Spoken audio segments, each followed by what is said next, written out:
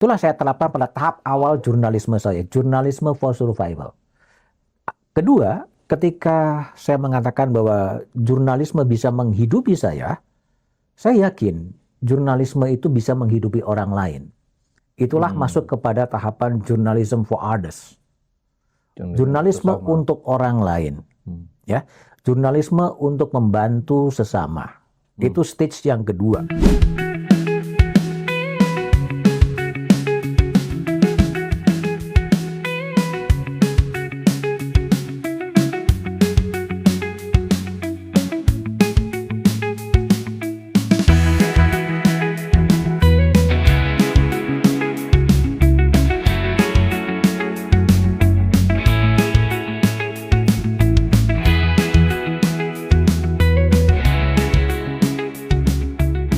Halo warga IKI, kembali kita di Pojok Warga. Hari ini kita kedatangan tamu istimewa, seorang mantan wartawan senior di Harian Kompas. Beliau pernah menduduki posisi sebagai pemimpin redaksi dan juga wakil pemimpin umum. Sekalipun beliau telah pensiun, beliau tetap berkarya. Karya-karya itu banyak dituangkan di dalam kanal yang dimiliki oleh beliau, yaitu Back to BDM dan Memo BDM. Apa kabar? Baik, Tommy. Mas, ya. Gimana? Sehat-sehat? Alhamdulillah. Alhamdulillah, puji Tuhan dan haleluya. Itu biasa kalau kita harus 3 itu. Ya. Ya, Mas Budiman. Mas Budiman ini juga biasa dengan inisial Mas BDM.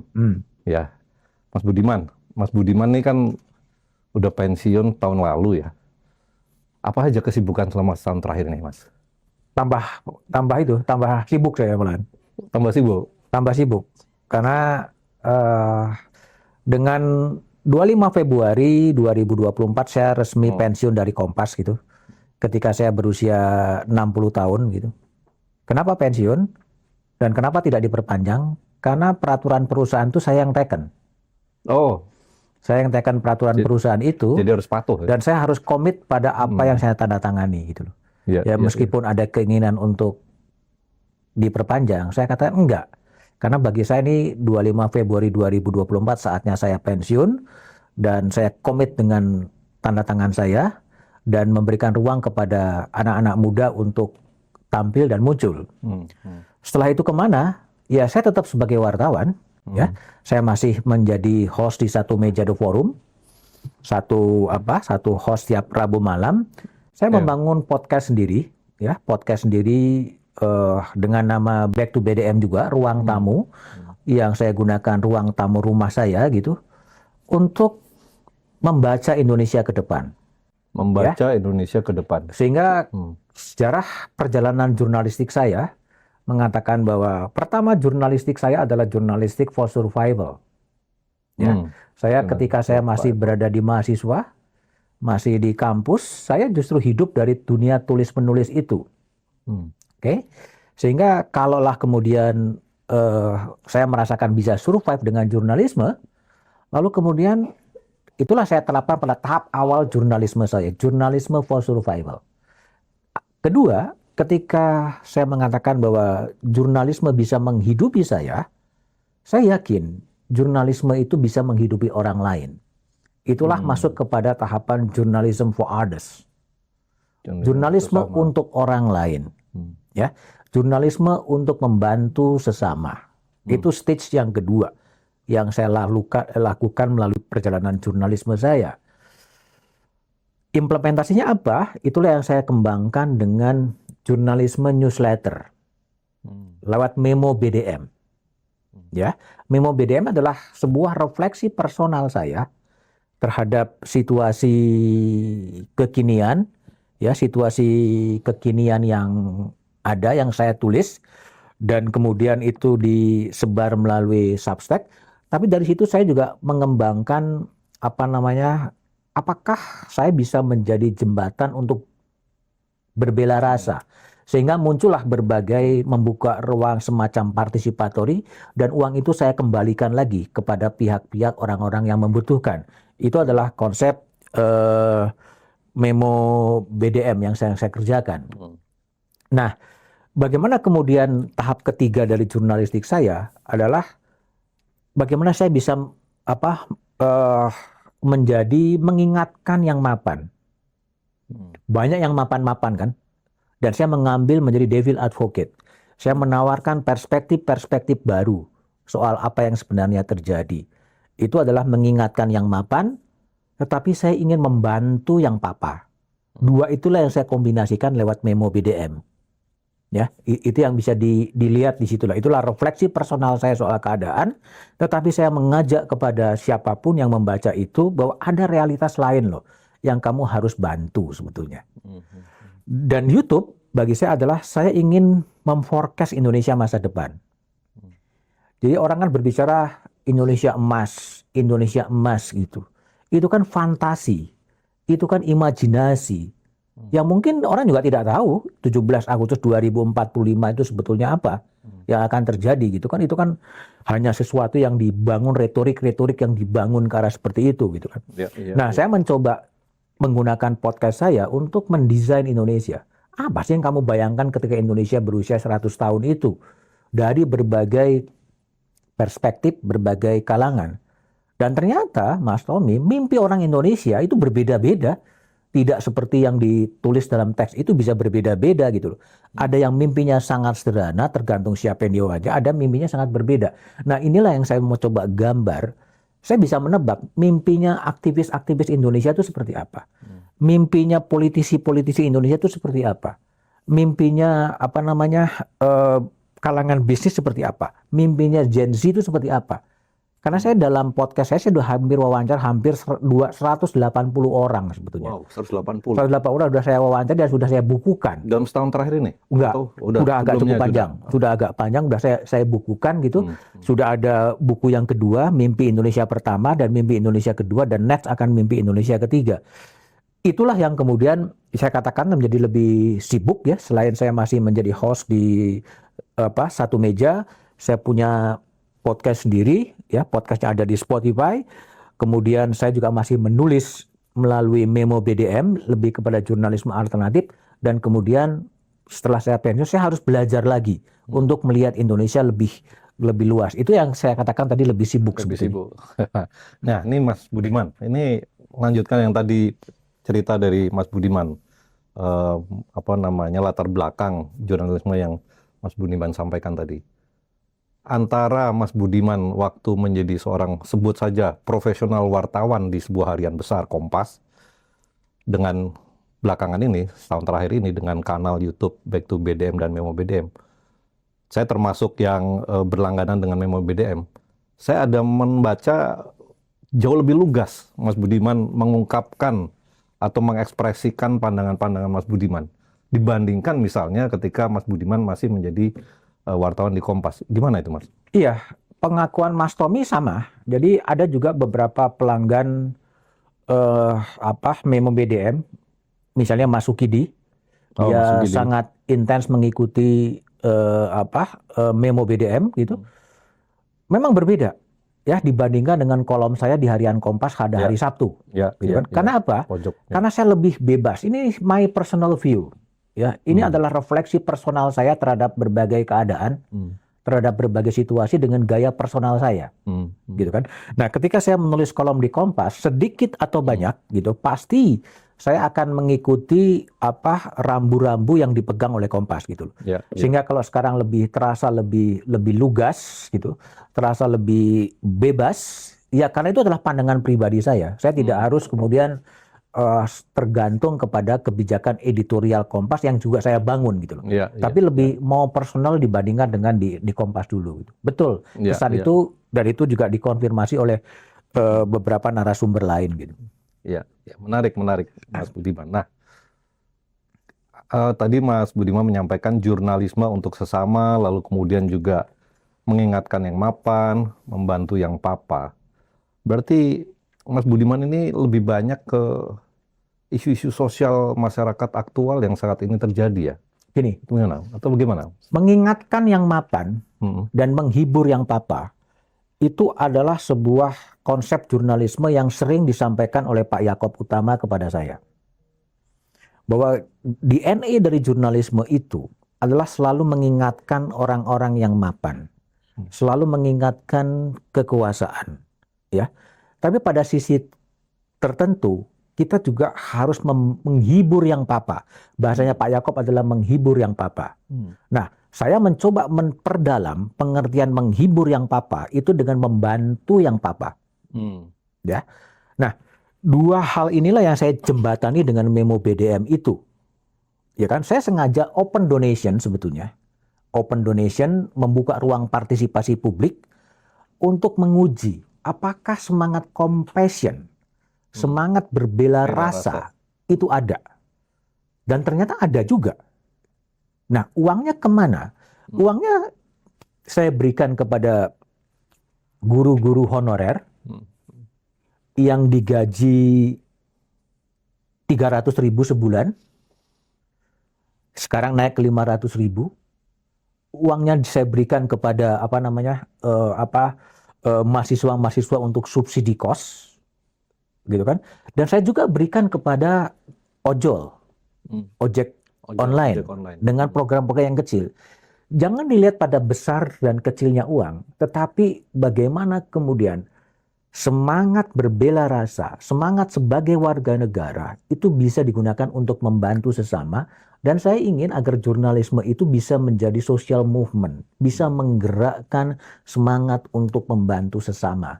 Itu yang saya gerakkan, saya lakukan lewat memo BDM. Baru pertama ada model jurnalisme yang seperti itu, karena kan itu jurnalisme for others, untuk orang lain. Itu semua terbuka dan saya berikan aja kepada yang lain. Ekspresinya memang ada kegelisahan-kegelisahan yang luar biasa. Sehingga dalam WA saya itu masuk aja dia. Saya tidak kenal orang itu, tiba-tiba bu aku dibantu, anakku loro, butuh nebus obat 100.000. Itu terjadi. Ini kan sesuatu yang real gitu loh. Dan itulah yang tergerak, dari situlah saya melihat bagaimana realitas Indonesia sekarang. Yang jauh dari radar-radar dari elit. Nah, situasi-situasi itu yang kemudian saya coba kembangkan melalui jurnalisme. Maka saya tidak ingin jurnalisme hanya untuk memberitakan, tapi jurnalisme harus bisa membantu orang-orang yang memang selama ini butuh bantuan. Itu yang sebetulnya terjadi dan disitulah kemudian semangat kewarganegaraan sebagai orang Indonesia itu bisa melihat sesama itu yang dikerjakan gitu. Wah, makin seru nih. Tadi Mas Budiman tadi cerita tentang buku ya, mimpi tentang Indonesia 1, mimpi tentang Indonesia 2, dan yang akan datang akan ada mimpi tentang Indonesia ketiga. Dan ini merupakan kumpulan dari wawancara Mas Budiman terhadap berbagai banyak orang dengan berbagai latar belakang ya. Latar belakang politik, latar belakang budaya dan sebagainya. Apa yang Mas Budiman dapatkan dari sekian banyak orang yang kemudian Mas Budiman wawancara lalu kemudian dituangkan? Apa benang merah yang ada di dalam mimpi Indonesia dari mereka itu, Pak? Gini, saya tuh bertanya bukan hanya soal mimpi, tetapi bertanya soal apa sih masalah bangsa ini dari perspektif mereka. Di situ akan muncul, ya, akan muncul berbagai permasalahan bangsa. Yang pertama adalah soal low trust society. No trust. Low trust. Low Trust yang sangat rendah di Indonesia itu terjadi. Ya, low trust. Ya, jadi mereka tuh saling tidak percaya, saling curiga. Itu problem yang terjadi. Yang kedua, feudalism. Feodal. Orang-orang itu ada orang-orang ini mungkin sebagian adalah feodal gitu kan. Feodal yang kemudian diwujudkan dengan ABS, asal bapak senang dan lain sebagainya gitu. Lalu juga hipokrisi, ya, munafik sebetulnya. Orang akan selalu berbeda apa yang dikatakan dan apa yang dikerjakan itu berbeda di situ. Dari situ kemudian masuk saya kepada kemudian lalu apa yang Anda bayangkan soal Indonesia ketika 100 tahun? Tergantung kepada siapa yang diwawancarai gitu. Tapi inti besar dari itu semua adalah civil liberties, ada kebebasan dan kesetaraan. Itu menjadi mimpi soal Indonesia ketika Indonesia berusia 100 tahun. Dream of diversity, mimpi soal kemajemukan. Itu harus dipahami karena seperti itu. Ya, dream of togetherness, dream untuk kegotong royongan. Jadi kalau dirumuskan tuh ada sekitar 9 atau 10 mimpi soal Indonesia. Masalahnya adalah apakah mimpi-mimpi itu sama dengan mimpi-mimpi yang selama ini dijargonkan melalui mimpi di pemerintah mengatakan Indonesia emas, Indonesia emas, Indonesia emas. Indonesia emas adalah fantasi gitu loh. Fantasi atau imajinasi. Seperti apa wujud Indonesia emas itu? Bagi seorang yang berada saya pernah wawancara dengan seorang tokoh pemuda di Banggai Kepulauan. Saya mengatakan saya ingin agar di daerah saya di pulau terluar itu semua akses kesehatan itu bisa terjamin. Simple sebetulnya. Kebetulan saya pernah ke Banggai Kepulauan, ke sebuah tempat kan, anak saya internship di situ. Ya, saya merasakan betul. Oh, ini yang terjadi. Sehingga yang terjadi adalah sebuah imajinasi atau ingin menyamaratakan semuanya dengan situasi-situasi di Jakarta. Totally different.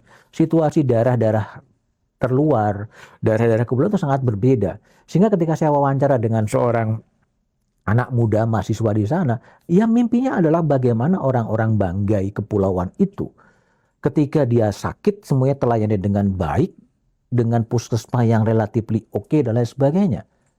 Dan tidak perlu ada lagi kemudian beban-beban yang harus dibayar ketika akses kesehatannya terganggu kalau seperti itu. Nah, situasi-situasi itu sehingga Indonesia emas harus di breakdown lagi.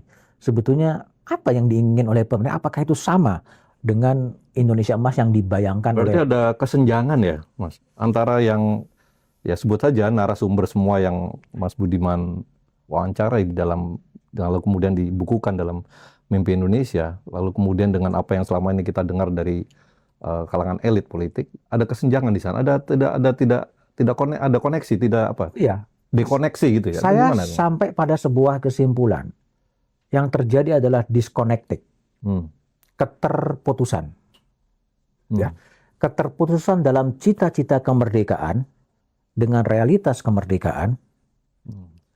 Cita-cita antara keterputusan antara elit dan massa, keterputusan antara bupati dan rakyatnya, keterputusan antara wakil rakyat dan rakyatnya. Itu yang terjadi. Dan itulah yang membuat mungkin saya merefleksikan kalau keterputusan ini tidak pernah diselesaikan, ya akan begini-begini terus. Nah, itu yang terjadi. Kenapa Pati kemudian muncul? Gejolak Pati. Ya. Karena itu adalah keterputusan bupati yang gagal mendetek apa yang dirasakan oleh warganya.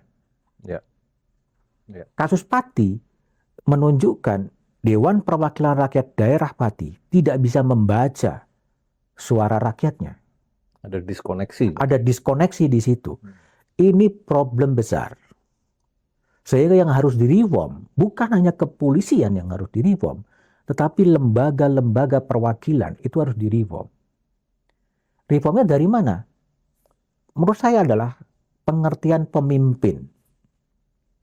Kita harus berpikir, melihat lagi risalah-risalah BPUPKI, Bung Hatta itu mencita-citakan yang diinginkan adalah negara pengurus. Betul. Bukan pemimpin. Pengurus itu adalah kamu diamanati untuk mengurus bangsa ini, mengurus warga negaranya, dan mengurusi agar bangsa ini lebih baik. Kenapa sekarang bisa menjadi pemimpin? Kenapa sekarang menjadi penguasa? Seakan-akan kalau seorang pemimpin, ya saya memimpin, bahwa kamu saya pimpin, kamu ikut saya. Lebih-lebih kalau terminologinya menjadi penguasa, saya penguasa, kamu yang saya kuasai. Itulah jauh dari prinsip kesetaraan yang terjadi. Sehingga diawali dengan untuk mencoba menyadarkan bahwa bupati itu dipasrai oleh rakyatnya untuk menjadi pengurus, karena negara kita adalah negara pengurus menurut Hatta. Nah, dengan pengurus itulah kemudian mereka akan bisa lebih tidak semena-mena pada apa yang terjadi gitu. Polisi adalah mengurusi keamanan. Ya kan, jaksa mengurusi penuntutan, Menteri SDM mengurusi soal ke-SDM-an. Nah, hal ini yang harus terjadi proses delegitimasi dari kesadaran dari yang ada sekarang bahwa saya adalah penguasa, kamu yang saya kuasai, kamu adalah pemimpin, kamu yang saya pimpin, kamu harus ikut saya. Padahal ini semuanya adalah setara. Nah, itulah yang saya katakan bahwa harus ada upaya-upaya untuk menjembatani ya, untuk menjawab keterputusan, diskoneksi. Ya, Mas Tommy ya tinggal di mana? Di Bekasi atau di mana? Kenal nggak dengan anggota DPR yang di daerah pemilihan Bekasi? Sama sekali tidak. Mungkin tidak. Itu salah satu bentuk keterputusan. Nah, hal-hal demikian ini harus. Nah, saya terbayang bagaimana teknologi itu bisa menjadi jembatan, bisa menjadi hub untuk menyambungkan keterputusan antara wakil rakyat dan rakyatnya. Nah, di sini bisa dengan Gojek Way sebetulnya itu bisa disambungkan. Sehingga Indonesia masa depan harus menggunakan teknologi untuk menjawab keterputusan antara elit dan massa, antara wakil rakyat dan rakyat. Itu tidak sesuatu. Kalau Gojek bisa mempertemukan antara orang yang mau naik Gojek dan sopir Gojek dan di sini di tengah, ini juga bisa. Sehingga semua voting record, semua apa yang akan disampaikan oleh MPs, Member of Parliament itu dikonsultasikan dengan rakyatnya, bukan hanya semata-mata pimpinan partai politik. Nah, itu temuan saya mengatakan salah satu problem kebangsaan sekarang ini adalah terjadi disconnecting people sebetulnya, keterputusan antara elit dan massa itu sendiri. Oke, baik Mas Budiman. Supaya kita lebih santai karena tadi bahasanya jadi serius banget. Jadi serius. Ini kita ngopi, ini kopi dari Puntang, Gunung Puntang nih Mas. Puntang itu di Jawa Barat, ya.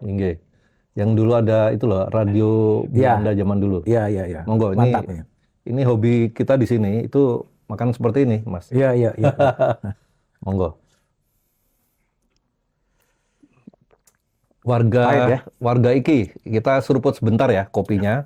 Karena ini kesempatan jarang.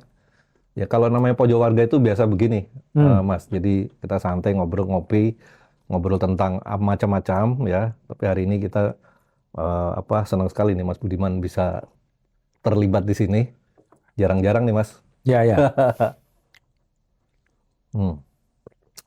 Ya, kita terusin ya Mas ya. Yuk.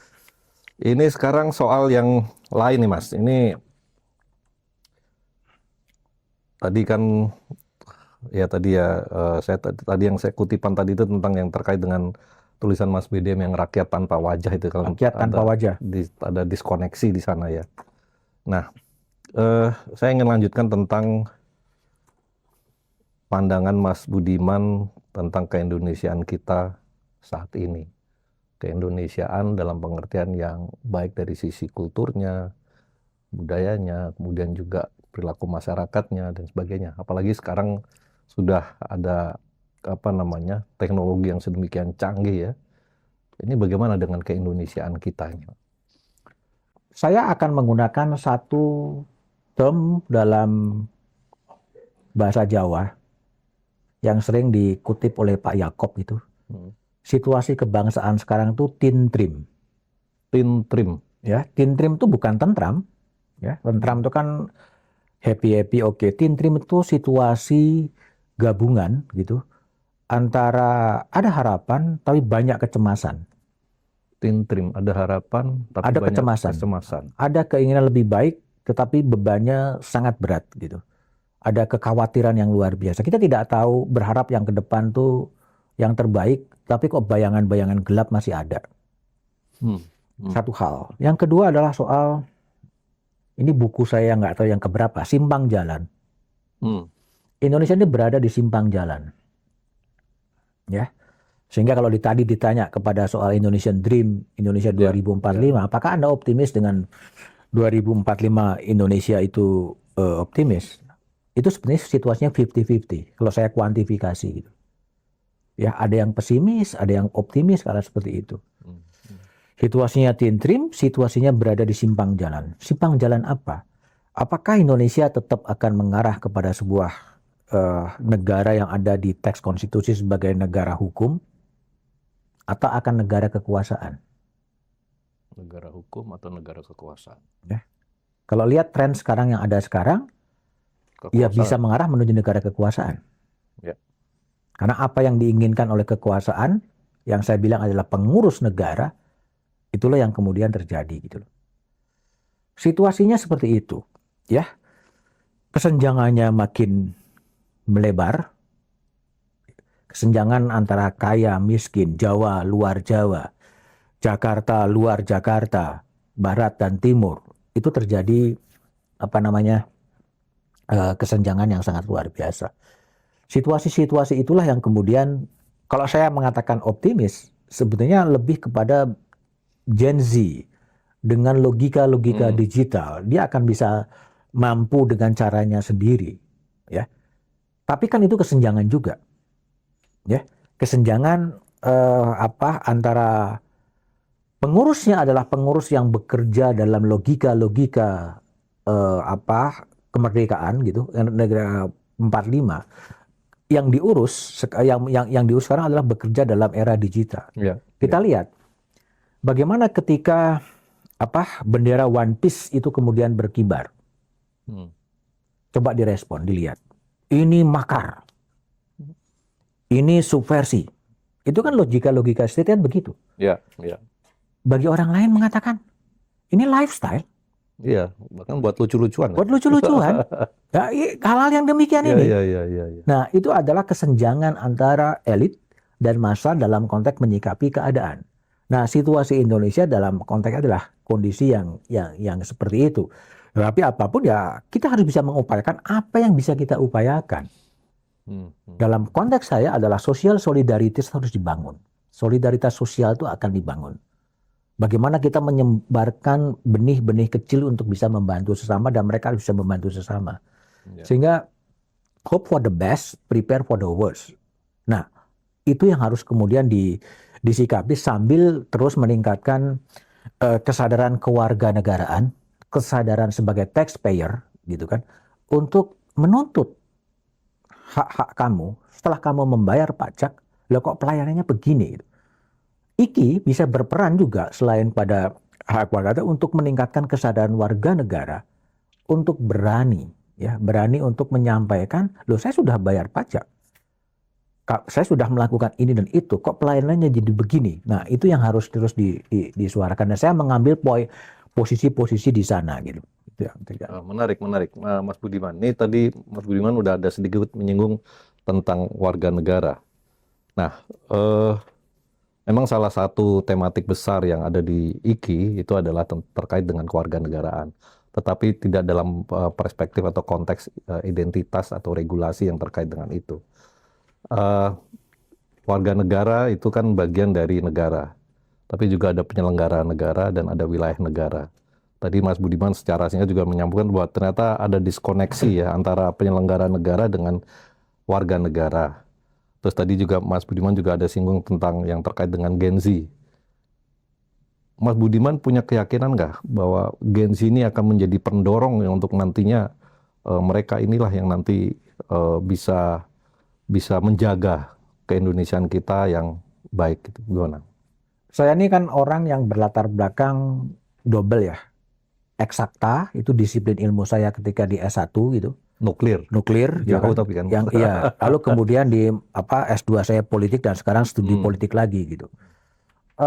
Saya selalu mengatakan bahwa bagaimana kita memberikan feeding kepada state. Ya feedingnya harus negatif agar hasilnya positif. Feedingnya harus negatif. Harus negatif. Mengungkapkan kelemahan-kelemahannya agar ini menjadi positif hasilnya. Kalau semuanya dikasih positif semua, itu akan meninabobokkan dan kemudian terjerumus tiba-tiba hilanglah.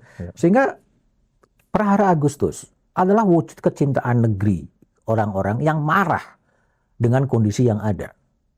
Perspektifnya harus dibalik, bukan mereka mengatakan bahwa ini adalah. Jadi itu bukan ekspresi keresahan, kemarahan, ekspresi keresahan, protes. tetapi sekali kecintaan agar ini berbaik, akan lebih baik bagi negeri. Mereka protes, mereka marah dengan situasi negeri ini. Ada semangat optimisme untuk memperbaiki mereka negeri ingin ini, memperbaiki kan, dengan munculnya Gen Z mengatakan petisi 17.8, sekarang mungkin 17.8 plus 45. Itu kan sebetulnya kecintaan dia terhadap negeri. Dan pengurus negeri ini harus memperhatikan dong situasi yang begini. Kenapa DPR kemudian diikuti menjadi demo? Karena mereka tidak menyalurkan aspirasi masyarakat, tidak menyalurkan aspirasi dari warga itu sendiri gitu.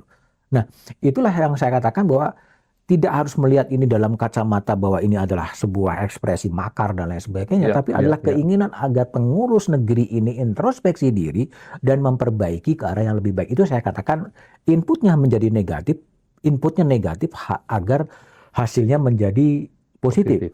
Kalau semuanya, oh Bapak bagus, Bapak hebat, Bapak begini semua, itu bisa terbuai itu, Ya, ya, terbuai ya, ya. tidak menginjak bumi. Nah, disitulah sebetulnya peran-peran Gen Z.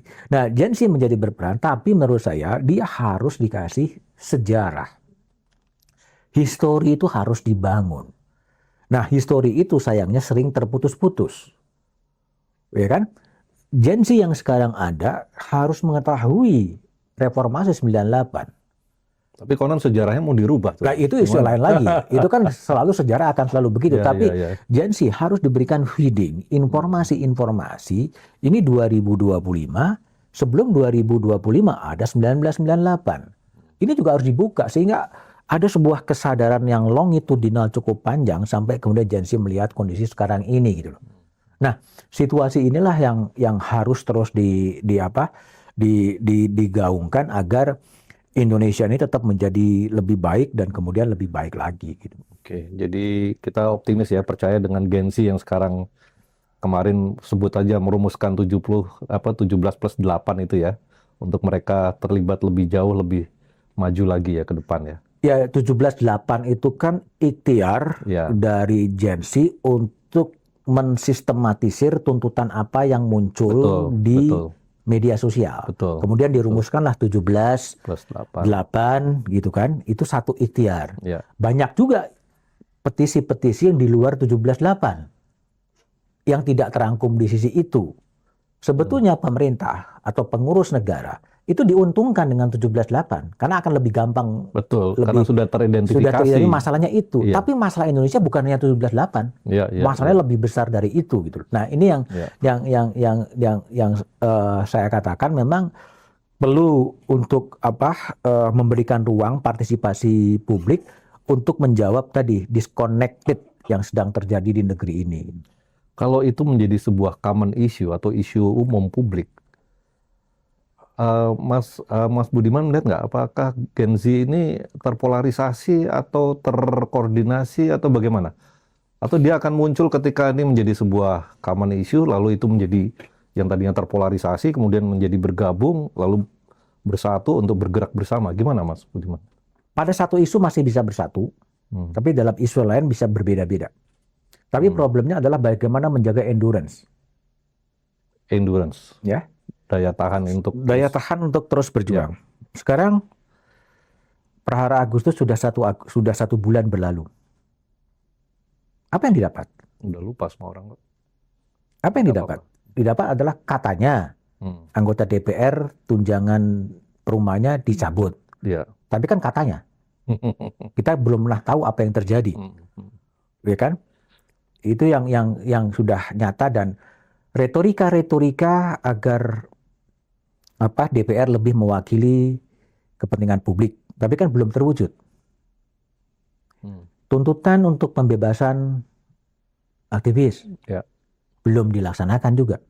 Padahal udah Bu Nuriyah sendiri yang maju ya. Bu Nuriyah sudah datang memberikan jaminan, tapi juga nggak dilaksanakan.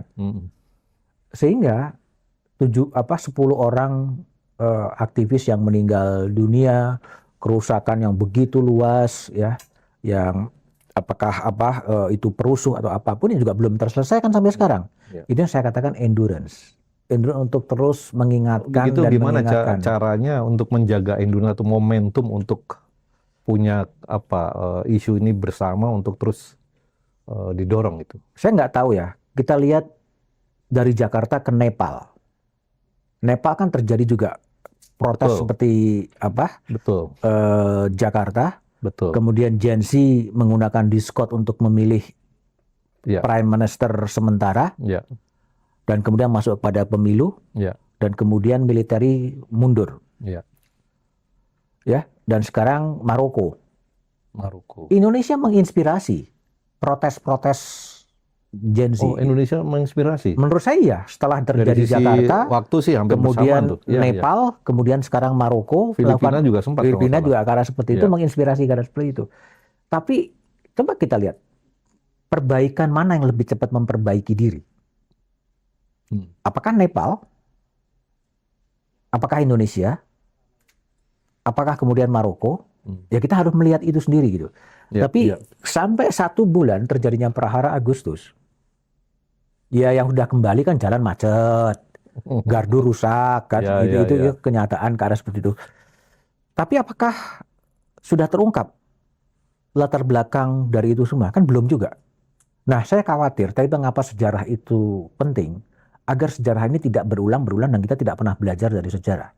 Itu yang saya harus terus dikemukakan. Dan ini pola ini ya apa bedanya sebetulnya 25, 98, 74 ketika malari terjadi. Ya. Kan polanya sama-sama saja sebetulnya. Ya, Hanya ya. goalnya yang berbeda. Itulah Ya. konteks Gen Z. Tadi juga bagaimana kemudian tetap menceritakan longitudinal sejarah bangsa ini agar semuanya kita tuh dalam satu garis lurus, bukan patahan-patahan yang terjadi di situ gitu loh. Endurance itu menjadi sangat penting.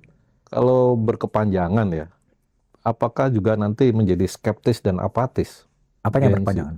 Ya artinya endurance-nya langsung menurun, Oke. tidak ada lagi satu kekuatan semangat untuk perubahan, tapi kemudian yang terjadi muncul, aduh ini toh juga nggak ada perubahan, ya udah Oh ya, jadi apatis dan skeptis gitu. ya itu satu hal ya. Sehingga kembali kalau saya mengikuti apa pandangannya Romo Haryatmoko, kan sebetulnya co-kreator demokrasi gitu loh.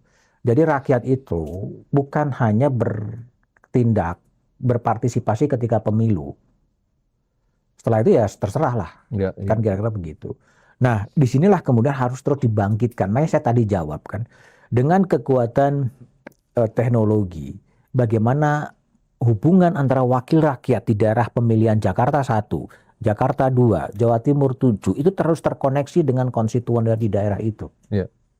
Dan dia harus protes kepada orang yang mewakili dia untuk menyuarakan di situ. Ini keterputusannya terjadi di situ. Dewan Perwakilan Daerah, senator-senator itu kan lebih jelas dari representasinya.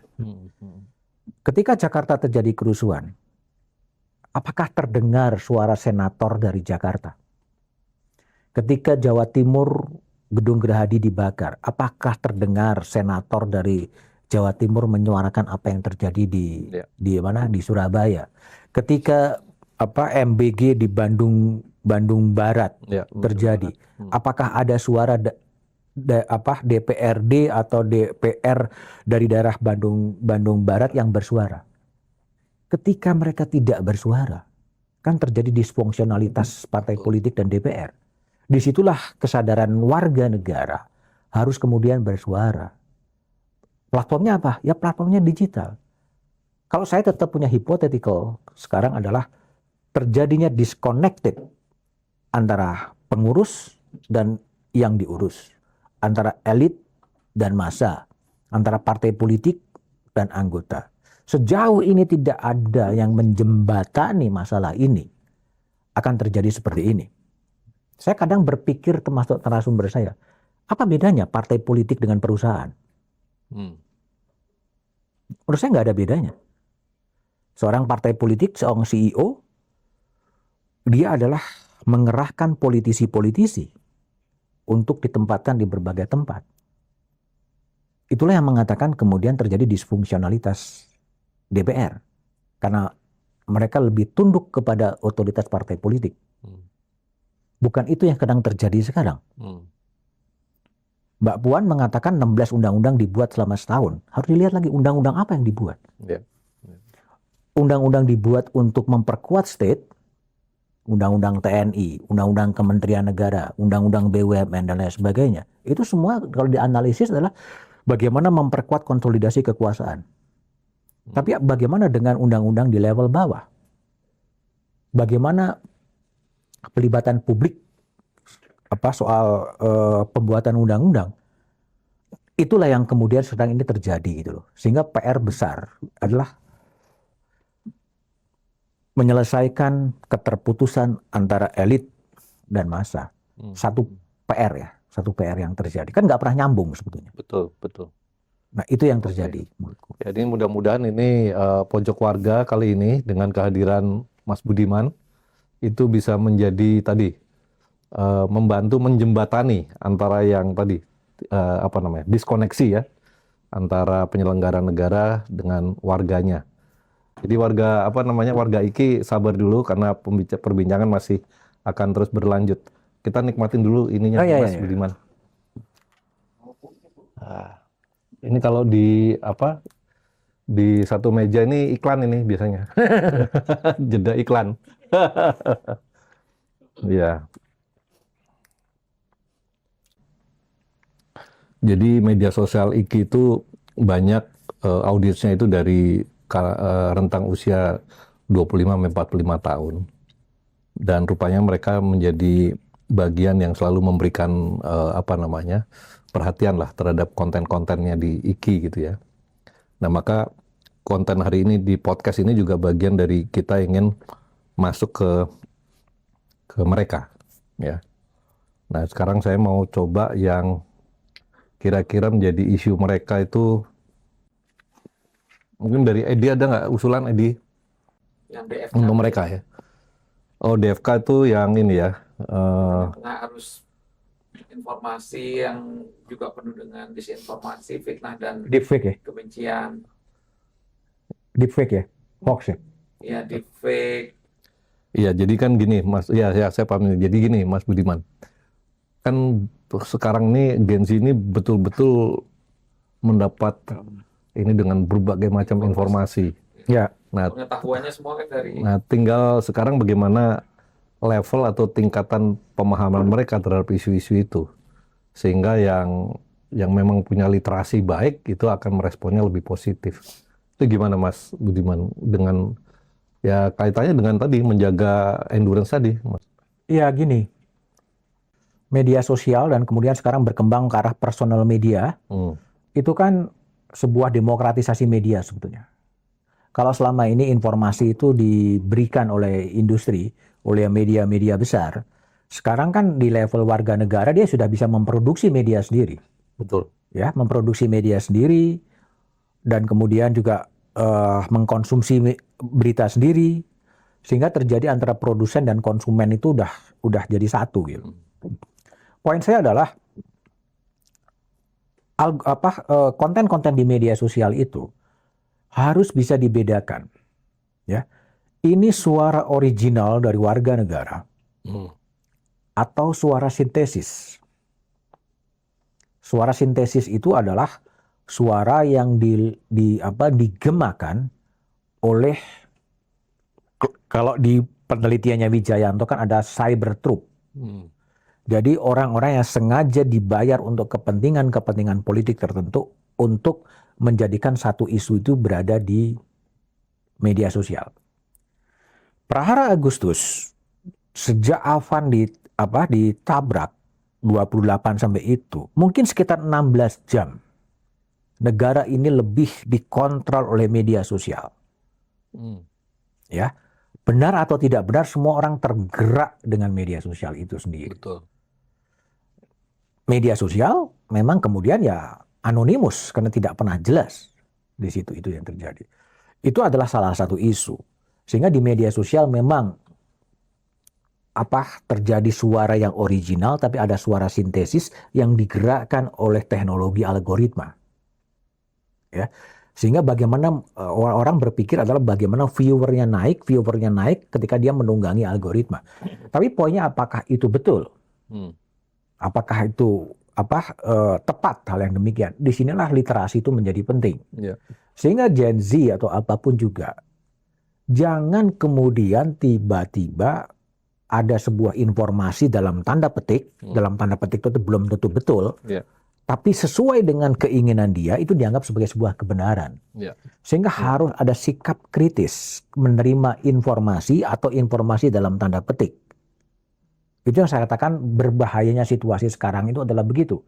Ketika ada sebuah informasi yang sejalan dengan belief dia, dengan keinginan dia, langsung aja disebar. Tapi belum tentu betul.